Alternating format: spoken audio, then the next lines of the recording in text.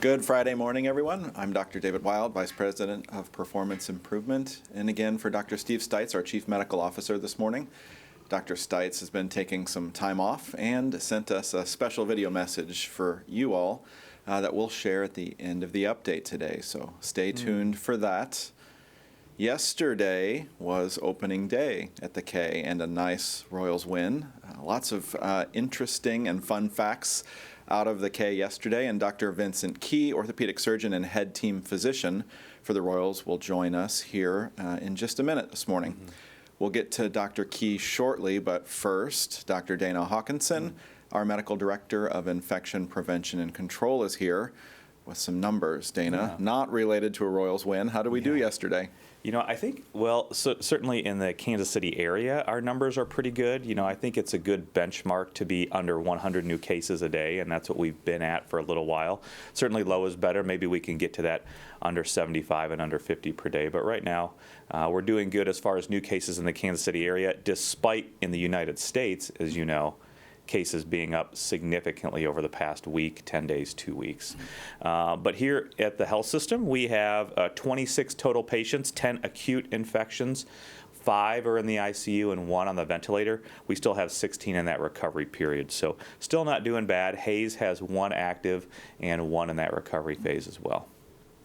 Yeah, more of the same here, which has been the story all week and hopefully stays that way. Although I talked to a friend who does a lot of data work in Cleveland, actually, and Ohio is the newest on the list of really, really rapidly increasing hospitalizations. But not really seeing a huge jump in cases, which is more of the same pattern of Michigan. So we'll see what that means, but very, very rapid there. And actually, it's interesting.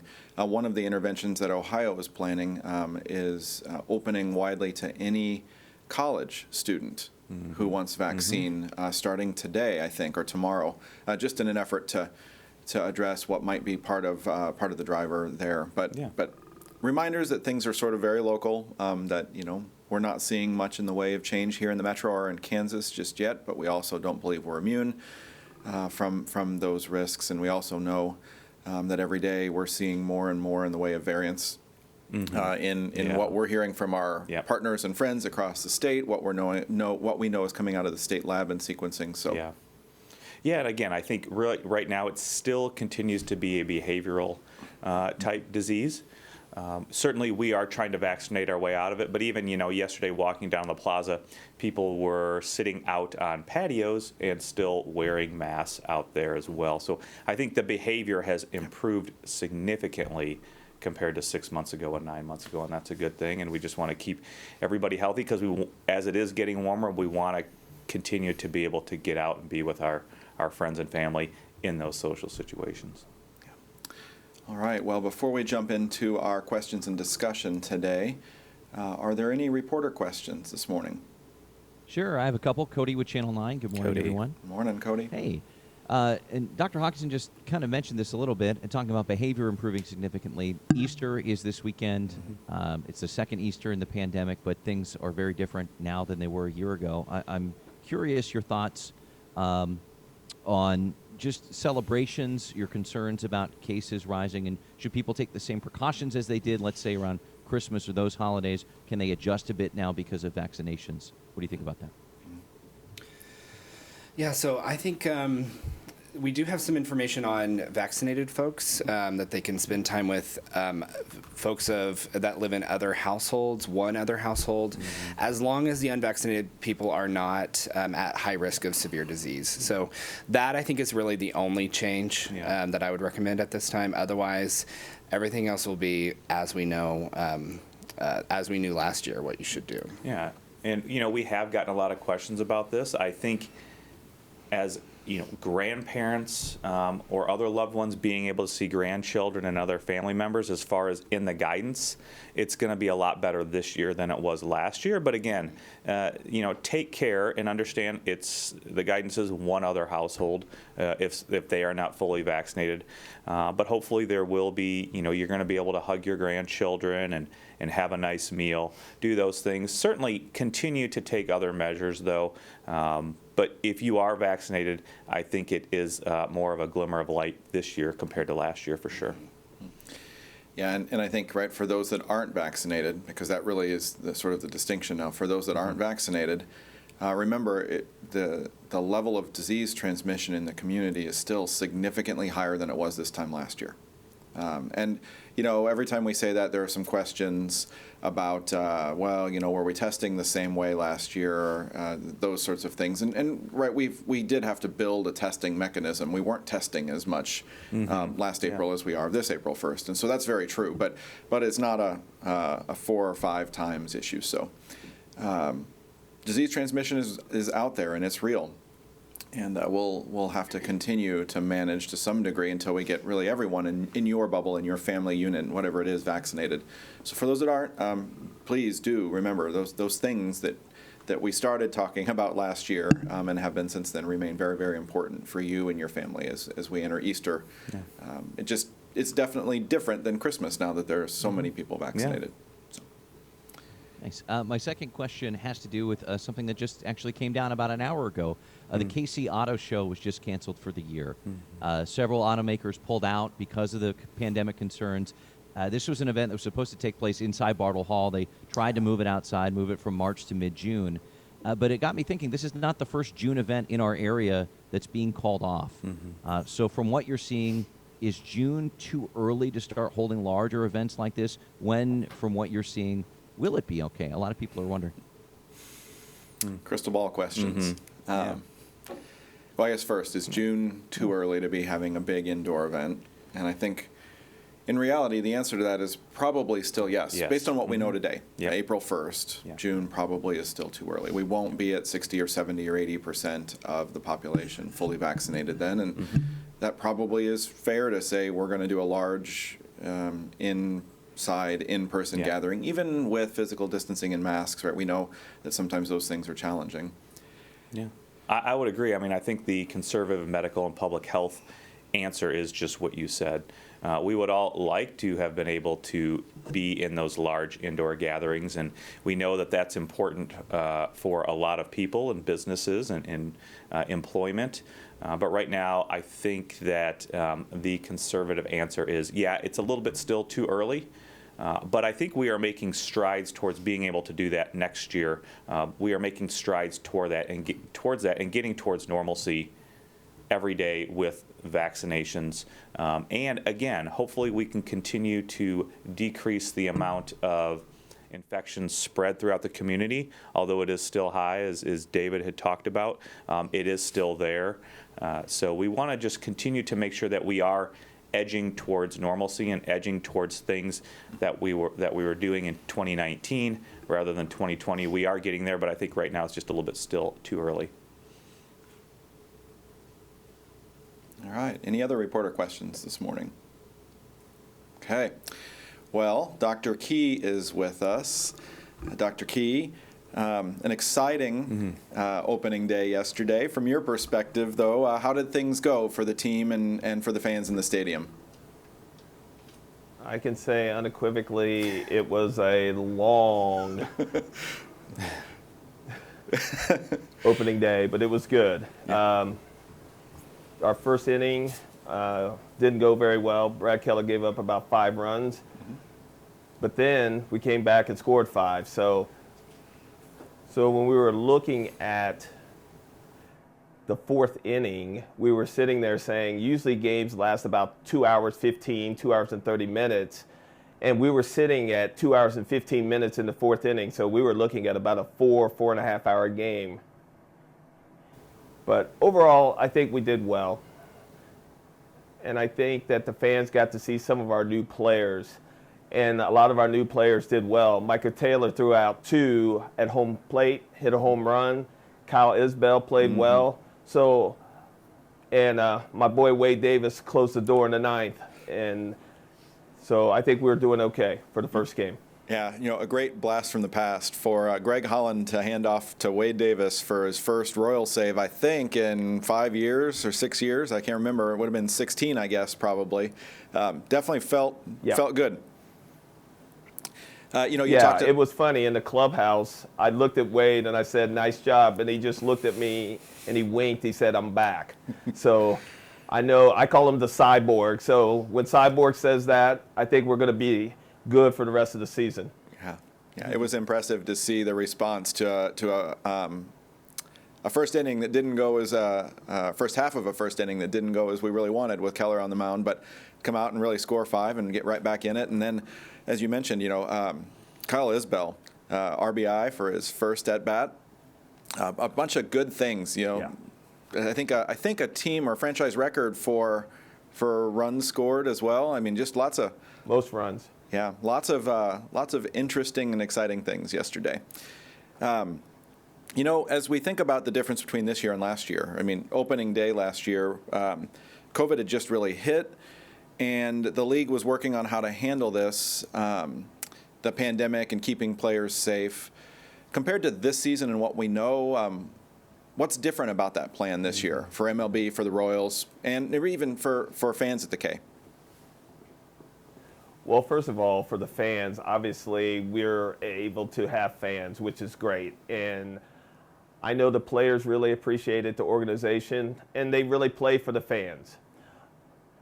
I think in terms of things that we've done in terms of the pandemic, there's a lot that's the same, but there are some things that are a little bit different. We do have monitors on ourselves when we walk into the K, in terms of making sure that we're social distancing from ourselves, and there's a timer that's on that.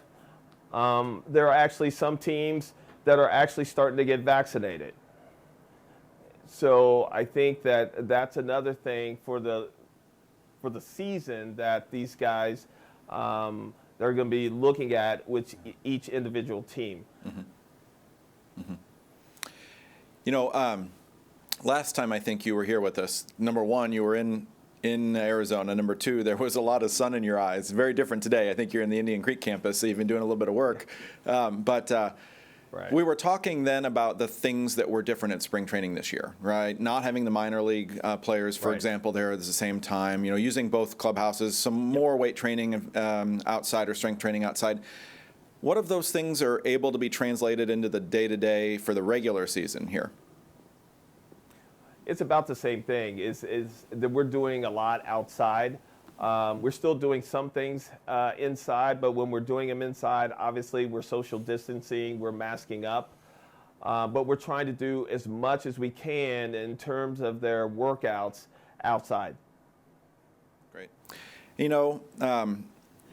A lot of sort of talk about the goal of MLB to get a full 162 game season in this year. Last year it was shortened to 60 games. Do you think that's really doable with the protocols in place and travel and the risks out there? Or do you think that those things that are happening to be preventative measures and keep the team safe are gonna allow us to really get in a full season?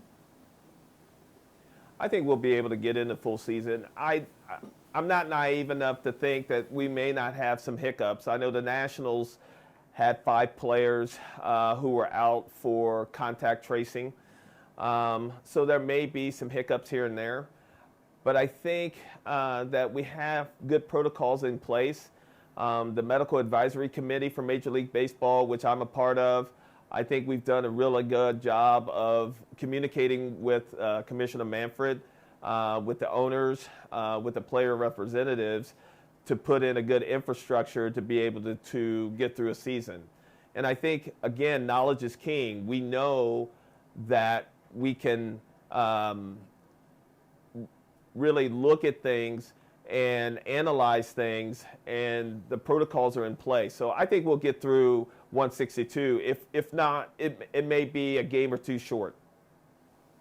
Yeah. So you mentioned the fans being in the stands, at the K this year, and how the team really, the guys play for the fans. How should those who are wanting to go to a game at the K, how should they prepare? How should they prepare, and what should they expect? Well, I think from a field perspective, you're not going to see much difference. I mean, you'll see the guys in the dugout with masks on and things of that nature. I think for the fans, we're still wanting everyone to do social distancing, masking, and things of that nature.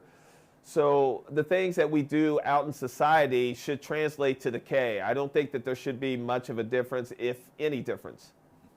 You know, when I was out at the stadium this week, I did notice some little things physically that are different, like there are now plexiglass barriers, for example, between the dugouts on the sides and the seats, just as another physical barrier to prevent, contact between the fans and the team.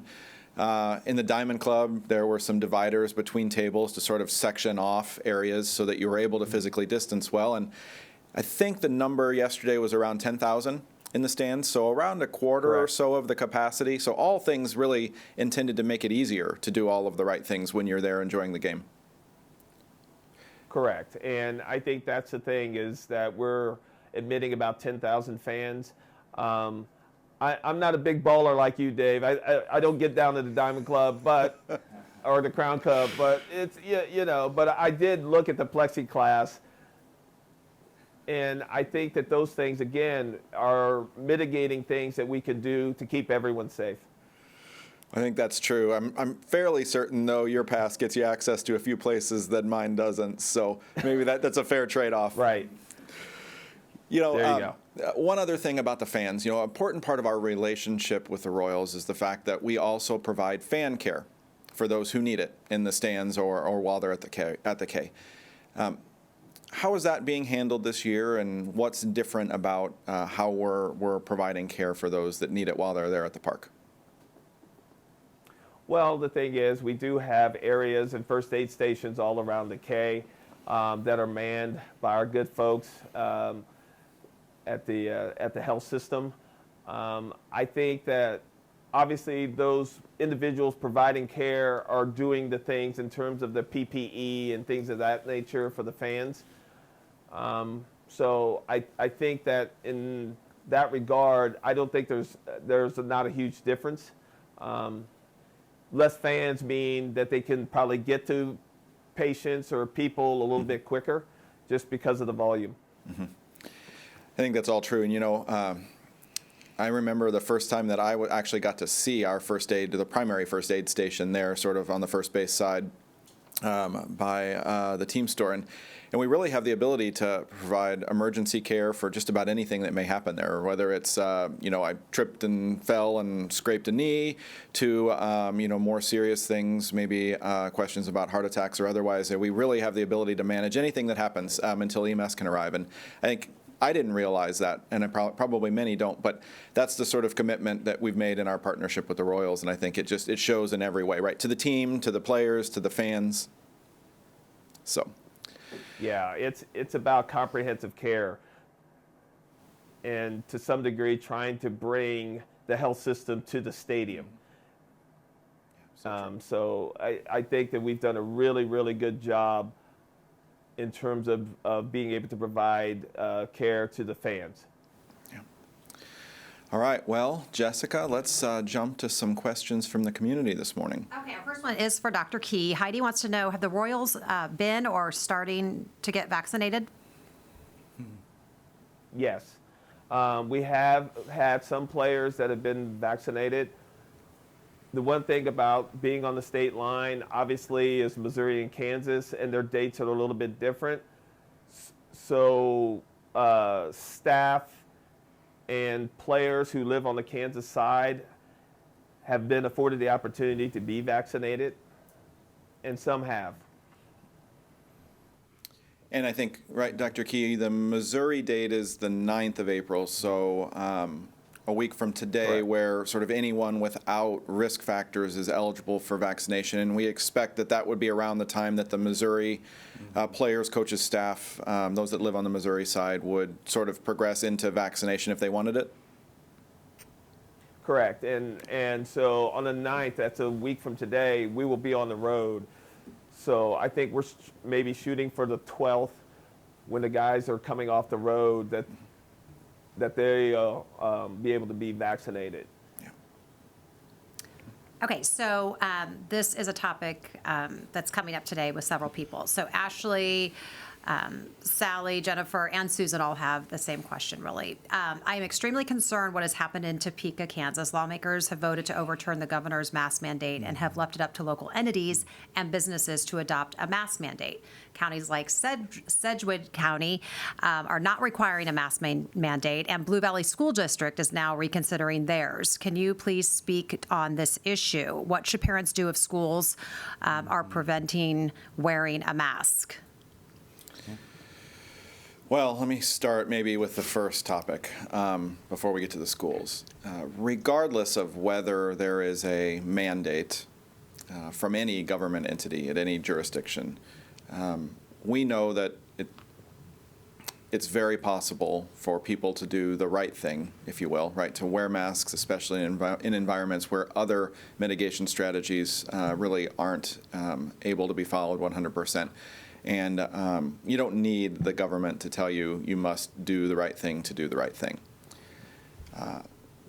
I can't say that we agree maybe with some of the decisions from a medical perspective to take the sort of authority to make decisions out of the medical experts' hands and sort of place it more in a county commissioner's realm. But we also know that the county commissioners have asked us regularly here to participate in their deliberations and conversations, whether that be in Wyandotte County or Johnson County or even on the Missouri side. So I do think that there still remains, even if the decision-making is at the county commission level, there remains an interest to gather as much input from those county commissions as possible.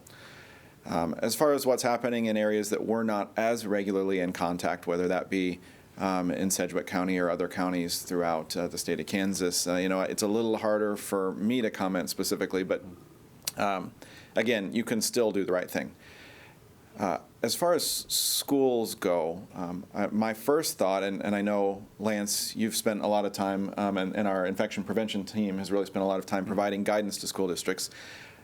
As far as I know, there's no thought or move, even in, say, Blue Valley or some other districts that are reconsidering their mandate to go to a point where masks are not allowed.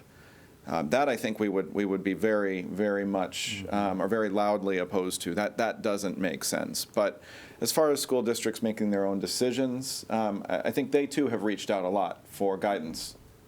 Yeah, we've worked with several school districts in the area. I think that it's a personal decision for parents, and we want you to be informed. And I feel like most people have access to information to inform them on what's the safest thing to do.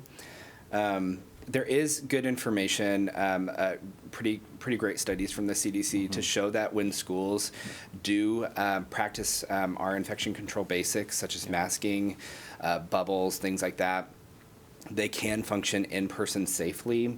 So there's a lot of good information out there about that, and I do think that the information that we have available to us, I want you to use that so that you can make a personal decision on what's right for you. Because I know that some people believe that schools are essential services, and I think that's something that we can agree on, that is really important for our kids. So I think it's a balance, but of course I will be promoting those good practices in any recommendation that I would give for schools. Yeah, I think you're spot on. I think the best data and information that we have in a way to keep schools open, just as you said, because it's important for a number of things, a safe place, providing lunches, all of that stuff, getting kids out of the house, because we know how tough it's been at home. The best way to continue to keep schools open and keep spread low is by doing those things that we have seen from the data, and that is distancing. Obviously, we have seen the guidance change a little bit, going down to say, okay, you can do 3 feet now, but you have to take those other steps as well, whether that's environmental cleaning, masking. All those things are important because right now I think we are doing pretty good in the schools in being able to keep them open, and more school districts or schools are opening to full-time in person, and that is extremely important. And the data supports that if you are doing it in the right manner and taking those precautions. And so it is important because we are close to the finish line for the academic school year. So let's try to keep those schools open as long as possible and keep people being able to get into those on a daily basis. Yeah, and I've seen some comments on schools and that, people, sometimes I think people consider that kids maybe don't impact the transmission of this at all, but we know that it's not an absolute. Kids maybe have less severe disease, maybe transmit less often than adults do, depending on how young they are. However, they do play a really important role in how this virus affects our communities, and so I think that should always be considered in making decisions about school. And we know from local conversations, right, a conversation with Douglas County this week, that there is growing concern that schools are playing more of a part in transmission now that we've taken out some of the areas where for the first few waves here, or for the last year, transmission was happening more frequently, like long-term care facilities or like some other essential businesses. So we keep using this let's not trip this close to the finish line mantra, but I think that remains very, very true. And that would be the advice we would give to any of those school districts or any of those county commissions right now. Kathy wants to know, Dr. Key, should we be concerned for our Royals when they travel to Texas since there are no restrictions? Oh, that's a great question. I think not really, in the sense of when they go into the stadium, we're pretty much in a bubble. Now, from the fans' perspective, that's another story. But when we go into the stadium, we have what's called Tier 1 and Tier 2 individuals.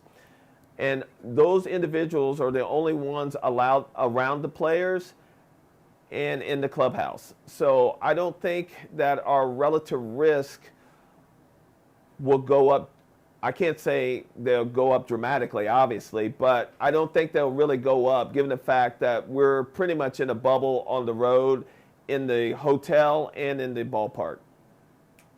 And Joanne wants to know, are players required to get the vaccine? No, they're not required. But there are some things that Major League Baseball has talked to the Players Union, I think, about,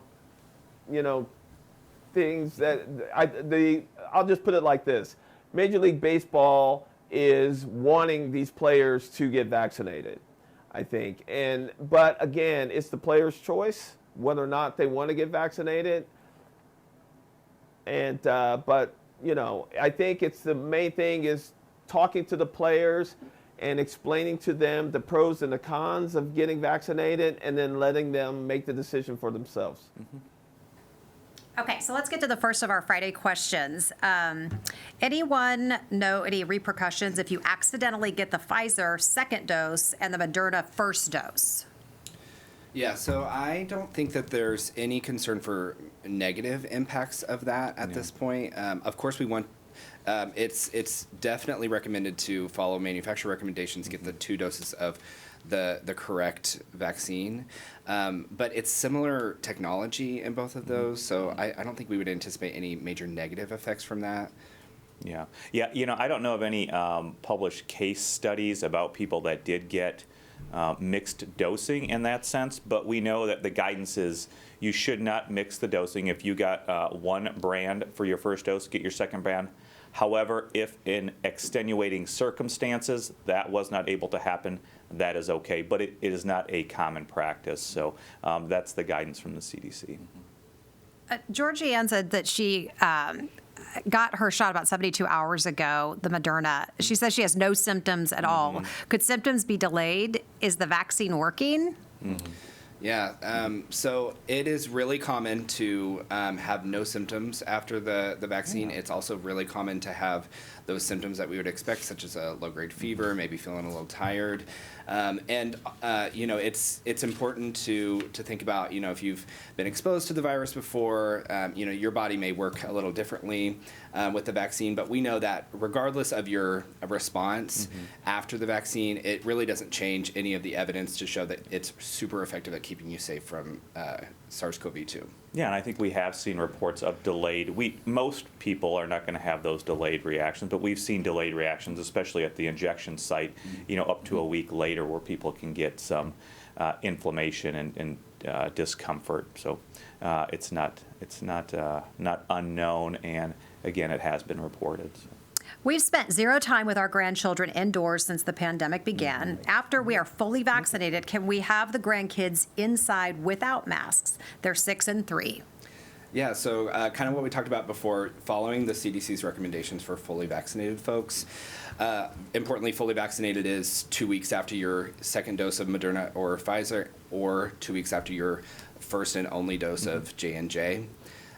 You can spend time indoors unmasked with one other household who all live together, as long as the people who are unvaccinated in that group are not part of a high-risk category for getting severe disease if they were to get SARS-CoV-2. So yes, that's one of the silver linings of getting vaccinated and what we can do. And I think we'll see more of that going forward. Any data about vaccinating disabled people or people with neurological disorders who are on medication? Is it safe to get the COVID-19 shot?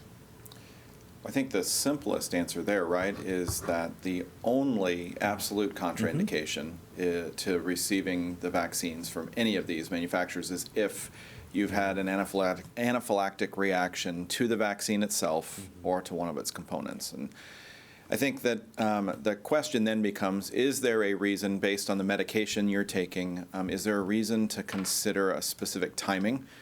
Say you take a medication for a neurologic disorder as an injection once a month. Is there a reason to consider timing of when you would get that dose compared to your vaccine doses?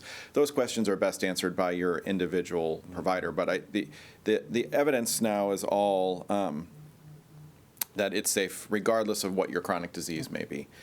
And I know Dr. Key has to leave us here in just a minute for other duties. I'm not sure if there are any other questions pending for him. It doesn't look like it at the moment. But Dr. Key, as you wrap up and go take care of your other things, anything else, final words, final thoughts you want to share this morning? I think the bottom line is that we're here for the fans. Like I said, the players are glad that the fans are in the stands. And I think it's going to be a fun season. Things are just a little bit different. It's just a little bit different vibe this year, has it been? It's kind of reminiscent of 2013, 2014 in terms of the vibe and the excitement. I know the guys are ready to go. And there was a lot of excitement. We had Alex Gordon throw out the first pitch. There was a bet of whether or not it was going to be a ball or a strike. I kind of bet against him a little bit, but he did throw a strike. But it is. It's a little bit different vibe around the clubhouse, and I think if we get off to a good start, I think we're going to make some noise. Yeah, I agree. It definitely feels like teams of 13, 14, 15. So I'm excited to see how it plays out. Thanks so much for joining us this morning. I know you got to get back to other duties. Thanks for having me. Yeah, take care. Go fix some knees. Get people feeling better. All right, Jessica, back to questions. All right. Is an antibody test 2 weeks after immunization a good way to determine the level of immunity the vaccine provides against COVID? How do you know if it's working? So we talked a little bit about this yesterday. We don't test for antibodies because our assay, which is just a fancy way of saying sort of the machine and test that we have here for antibodies, actually looks for a nucleocapsid antibody and not necessarily, or not at all, the spike protein antibody. And the vaccines sort of induce antibodies to a spike protein. So while we can do send-out labs to check for that in very specific circumstances where it might be beneficial, we don't do it routinely, and definitely not at 2 weeks after a single dose. Yeah. Yeah, I mean, there is good published studies. There's a recently published study in New England Journal of Medicine looking at antibody levels, but that's for solid organ transplant patients. And again, that's still not the routine. The routine recommendation from the CDC is to not check antibody levels. There's no need to do that. How do you know if it's working? I don't want to say we assume that it's working, but again, if you are not otherwise immune compromised, you're not on immunosuppressive medicines, you don't have a recent solid organ transplant, you don't have a recent bone marrow transplant, really, there's no recommendation to check. You more than likely are mounting that response. We have that real-world data now from Israel. We have other studies that are published, and of course we have the trial data. So if you did get the vaccine, you're otherwise immunocompetent, you aren't on any other immune compromising drugs or have immune compromising conditions, there is no recommendation to check antibody levels. So we would certainly recommend against that. Okay, a couple allergy questions. Peggy wants to know, can you get a rash from the Pfizer vaccine? And Jeannie wants to know, if you're allergic to shellfish, is it okay to get the shot? I would say a number 2, yes. You know, we had Dr. Love on, and she made great statements about really the only contraindication, and it really doesn't include other drugs or food allergies, and just as you had said, David, just all about that. And then rash, yeah, I mean, I believe you can get a rash. Rash is a known symptom or a side effect of getting the vaccine. All right. All right. I understand the vaccine might not work against a variant, but could the shot make me more sick if I catch COVID after exposure to one of those variants? Mm-hmm. Yeah.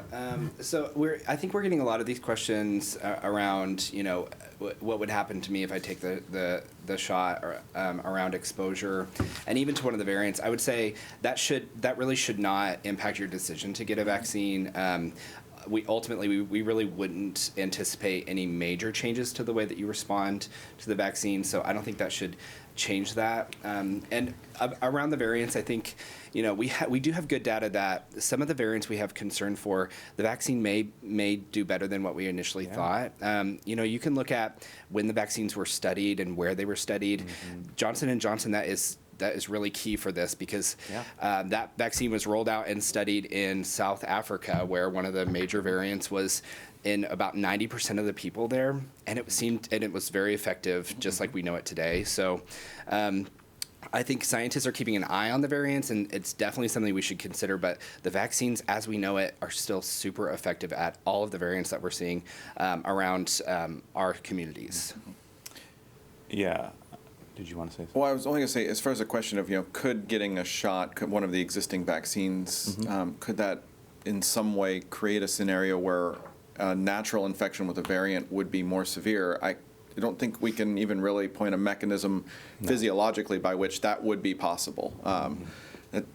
I think I'll stop shy of saying I guarantee it wouldn't, because we're always learning. But right, there doesn't even seem to be really a path of possibility for that to be the case. So. No, but we do have a small number of individual case reports where people got reinfected with a variant and actually had worse outcomes. But there is good laboratory data, so basic science, benchtop data, showing that you still mount a fairly good immune response if you got Moderna or Pfizer to any of these variants. And particularly right now, we are really focused on the South African, the B.1.351 variant. You do mount a good response. We also have real-world data, clinical data. Now, Pfizer, I think, just released some information. I haven't seen the full publication of the data, where they looked at 800 people in South Africa who got their Pfizer vaccine, and they were actually more than 90% efficacious against symptomatic disease. So that's not even severe disease and hospitalization that they were protecting against. They were actually protecting against just people getting any symptoms from exposure to or infection from the variant in South Africa. So that is very good data suggesting that these mRNA vaccines, particularly Pfizer, has shown that it does help protect you against even those variants. Okay, Margaret, help her out with this. She hasn't seen her grandsons for a year. The family is against vaccine and pretty much does what they want. I am 80 and fully vaccinated. Is it still okay to be in the house with them? No masks. Well, the recommendation is one household. Yeah. And so if your family is multiple households and you're talking about being in with them, I'd say that's not a practice that we would advocate. Yeah, so I think, if you look at it technically, like we said before, one other household, as long as none of them are at risk of severe disease. But also, I think just I would take into account, folks, seriousness, taking this seriously, and how they, because before we've talked about your bubble is relative to everyone's behaviors in that bubble, so that your relative risk can change based off of people's behaviors. So I would say it's something that, like Dr. Wild said, we would want you to exhibit caution. And, we heard yesterday, I thought it was a great line. I'm sure others have heard it before, but it was the first time I've heard it, right? You get vaccinated to protect those you love more than you actually get vaccinated for yourself. And so, Margaret, if you're talking with your family and there are ways for them to sort of be convinced that, right, getting the vaccine is a good thing because it helps you do these things, right, that might be a path you can use to try to get them a little bit closer to saying, okay, maybe I'll go ahead and do this because it's really for all of us and not just for me individually. Or it's also, like we've talked about, it's also one way to help overall, lessen restrictions and get back to life as normal. Absolutely. How long until FDA full approval for Pfizer, Moderna, and J&J vaccines? Would that help, do you think, with vaccine hesitancy? Yeah, great questions. So I believe that there's more licensing that needs to occur until they can get full approval. I think last I saw, Pfizer was planning for a late spring full approval, or at least application for full approval. And I do think that will help. That's one of the main things I hear from people that are hesitant is that they're worried about how fast this was rolled out. And a lot of this is really new. Our society has never really, worked through these questions before. So I think we'll learn more as we go. But what we do know is that, like Dr. Hawkinson said, we are seeing more and more real-world studies that these vaccines are extremely safe and extremely effective. We heard yesterday, I think, that Pfizer now has compiled and analyzed 6 months of data, safety data, from their first round of clinical trials, and that they are planning to package that for a submission for a full approval. And that is all great news. I do think that there are people who have questions about the emergency use authorization versus a full picture, a full approval.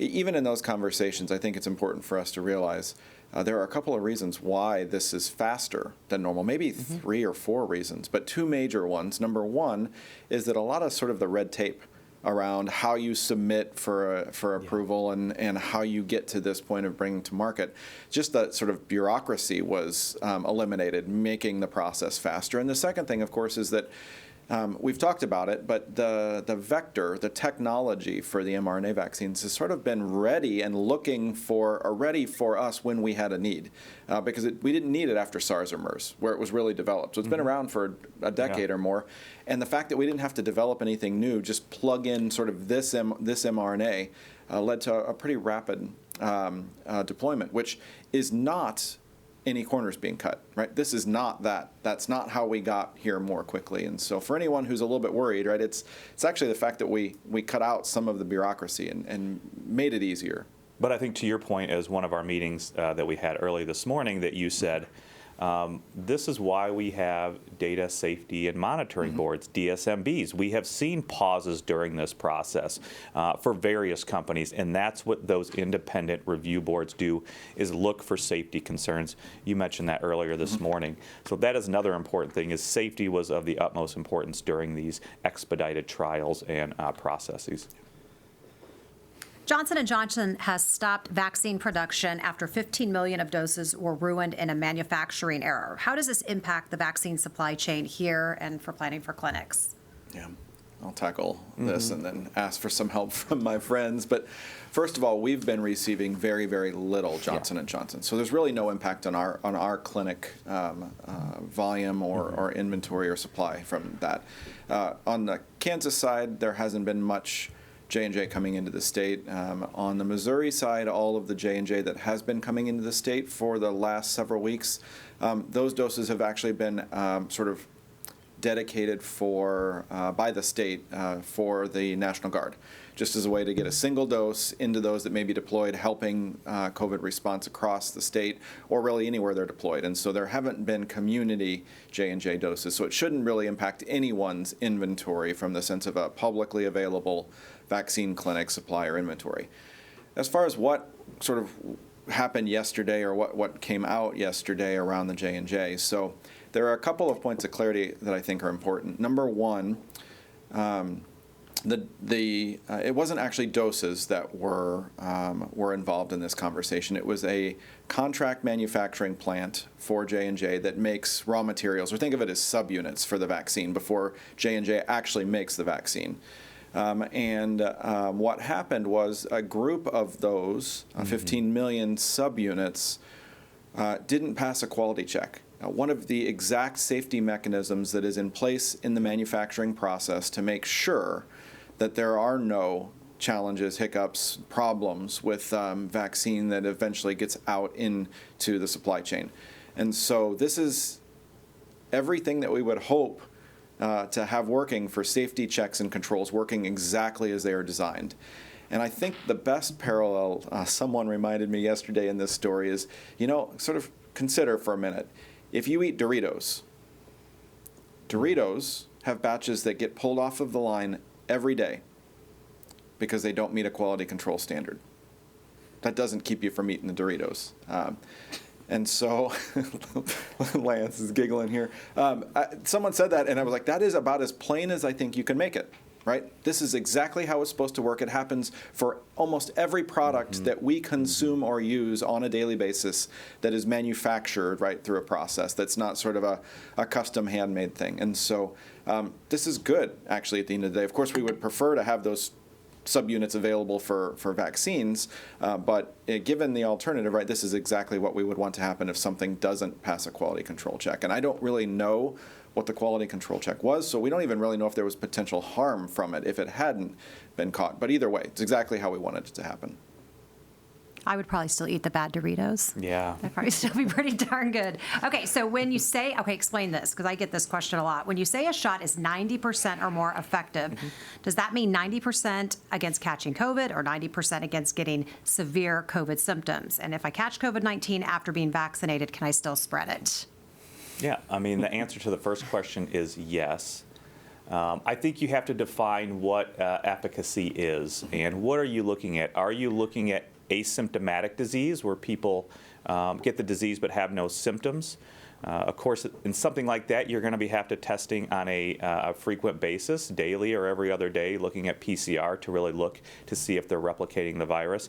Are you looking at symptomatic disease, or are you looking at severe disease, hospitalization, and death? And so I think it depends what your primary and secondary outcomes are that you are looking for.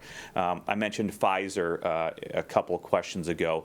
They also have recently put out another press release saying that they were actually 90% at protecting people against symptomatic disease. So I think it really depends what the study is looking at and what their primary and secondary outcomes are. And we do try to delineate that for you so that you understand what exactly we are talking about in vaccine efficacy, because that is a good question. What exactly does it mean? It really depends what the study is looking at. Yeah, and typically there's like a scale when they share that. Like we know all of them are 100% effective at preventing death, and then it may go down from there depending on severe disease, mild illness. And there was another question about asymptomatic transmission after getting vaccinated. We're getting more information about that. CDC's got a study that came out this week that 90% effective for Pfizer Moderna at preventing any infection, because they're able to test for asymptomatic a little bit easier than they did a year ago for these studies. So we're seeing more and more, and I'm hoping that can help us update and evaluate our recommendations going forward for vaccine. Yeah, and a small study out of the Pittsburgh VA looked at a small number of patients who were vaccinated versus unvaccinated, and those people that were vaccinated actually did have less viral replication. So we are getting more data about can you transmit the disease after you get the vaccine. So all the signals are pointing to no, or you certainly have reduced transmission, which is a good thing. Yeah. Okay, last question. How far past the 21 or 28 days can the second dose be given? So maybe the first thing is the sort of recommendations in the dosing schedules right now that we have are all based on how the trials were designed.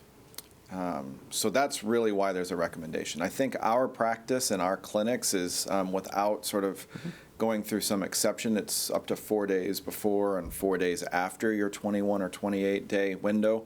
I think any farther before is probably not advised. But if you find yourself in a situation where you're a week delayed, say, from your 21 or 28 day window, I don't think there's any clinical harm there. In fact, there may be actually a little bit of benefit, as we've heard, and we know that from other vaccines as well. I actually think that the window is probably a little bit longer than that, but we haven't studied it, and so that's why there's no definitive answer, and the recommendations are a little bit tighter. But at least from our experience with other vaccines, the longer the window actually might be a little bit better as far as durable immunity. But that's balanced, of course, with what was done in the trials and the desire to get everyone to a level of durable immunity as quickly as possible. And so, in any event, no clear-cut answer, but 4 days or 7 days is not a hard stop, I think, as well. Yeah. Yeah, I mean, if it has to be delayed, 2 weeks, 3 weeks, 4 weeks, I think that's fine. The important thing is that if you are getting Moderna or Pfizer, which are 2-dose regimens, is that you go ahead and get that second dose. Even if you get it at a delayed time point, there is no need to restart that dosing regimen. One last quick question on that. Debbie wants to know, she was surprised to hear that Pfizer vaccine only lasts 6 months. Is that true, and does that just mean we'll just need the booster? Yeah, so I think it's a bit encouraging too, because we don't know how long, and 6 months I think is pretty good. Where you have to start thinking about this in the way that this looks in the future.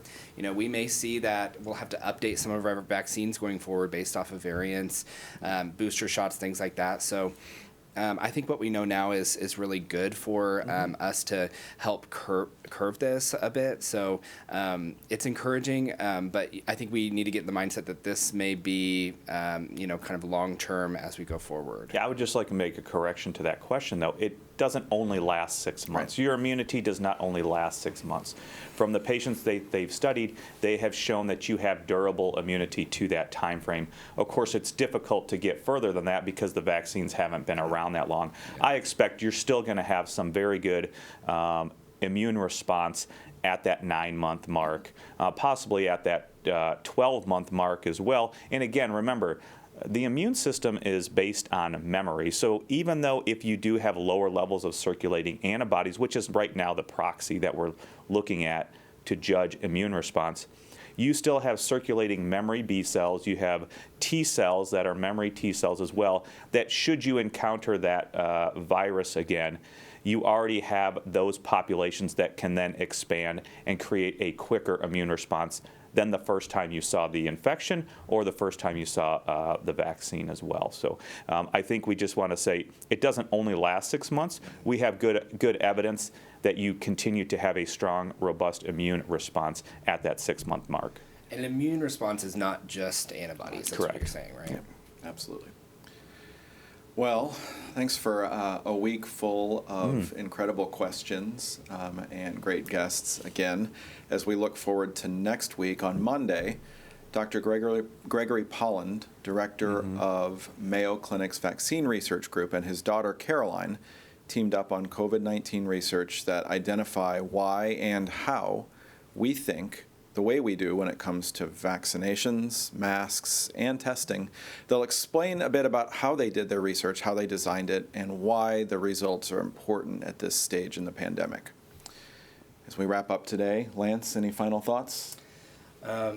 I think if you have the opportunity to get your vaccine, get it. And just like a year ago, I was telling everyone, you can save lives by wearing your mask. And just like that, you can save lives by getting your vaccine. So, and we're still not in a consumer market, so get the one that you're offered. That's right.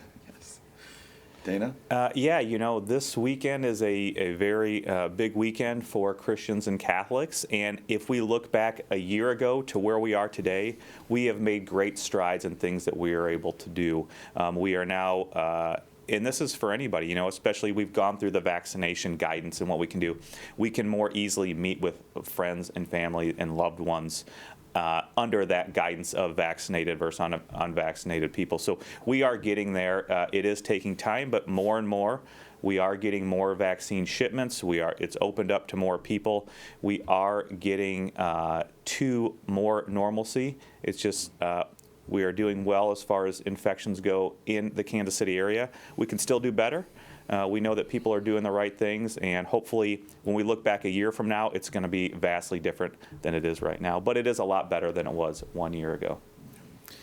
I think that that's an extremely important point, right? It's sometimes hard to take the time to stop long enough to think about what were we looking at a year ago, right? A year ago, we were looking at the beginning of lockdowns, of not understanding what that meant, of a disease and a pandemic that we didn't understand, that we didn't really have tools readily available to manage, and just a lot of unknown. And this year, right, dramatically different. Almost all of the unknowns we have some information on. Many of them, the unknowns from a year ago, we actually have solid understanding of. And that has led to a series of tools that we now have available, whether it's masking and the understanding of how much physical distancing is necessary, or the vaccine candidates that are really here that are a pretty incredible feat. We're in a very different place than we were a year ago as far as what we know and how we can begin to think about what life after this looks like. We're not quite there yet 100%, and so we have to remain vigilant and keep yourself and your family safe, as Dana mentioned, on what is a very important weekend. And whether your weekend plans include time at the ballpark or time with your family, right? You know what you need to do to keep you and those you love safe. And actually, on that note, whether you decide to go to the K and see the Royals or spend safe and quality time with your family as your sort of relief and time away, it's important that you make time for yourself. It's good for our mental and our physical health. And to that point, Dr. Stites has been taking some quality time away from here, which we are all bad at doing. And he's been doing what he loves the most, and that's fly fishing. You know, Dr. Stites has shared with us that his family name or his screen name is Wilderness Steve, and that is not exactly a term of endearment from his family, as he tends to get them lost. In fact, it's a great point to insert that's a highly illogical sort of name for him. There's our Star Trek reference. Mark it down, 1st for April, gentlemen. Nonetheless, Dr. Stites wanted to share his fishing trip with us and you, and has an ask at the end of his short video. And I'll only ask that you remember that fishing tails are called fishing tails for a reason. So take care, and we'll see you on Monday.